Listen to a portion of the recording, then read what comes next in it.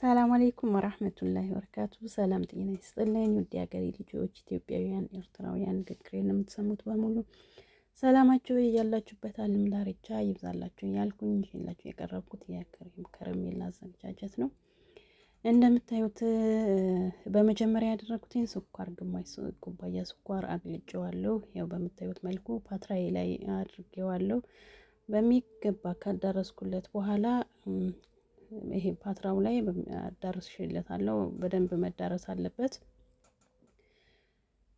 እና ያዘጋጀሁት ግብአት 7 እንቁላል በትንሿ ማንኪያ፣ ትንሽዋ በጣም አነስተኛዋ ማንኪያ፣ 1 ማንኪያ ሄል የተፈጨ፣ ትንሽ ዘፈራን፣ ቁንጥር ዘፈራን፣ 1 ኩባያ ስኳር እና መጀመሪያ ያደረኩትኝ እንቁላሉና ስኳሩን በደንብ በመኪና ከመታሁትኝ በኋላ ቀጥዬ 2 ጌማር አዘጋጅቻለሁ፣ ግሽጣ ማለት ነው።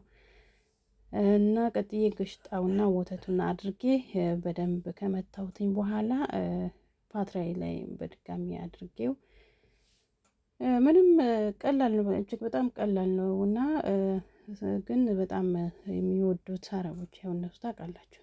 ያው በዚህ ማሽን ካደረኩትኝ በኋላ በእናንተ ባላችሁ ማሽን መምታት ትችላላችሁ። እኔ በዚህ መትቼዋለሁ።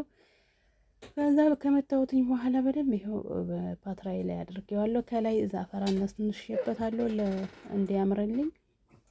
ጣዕሙም አሪፍ ነው።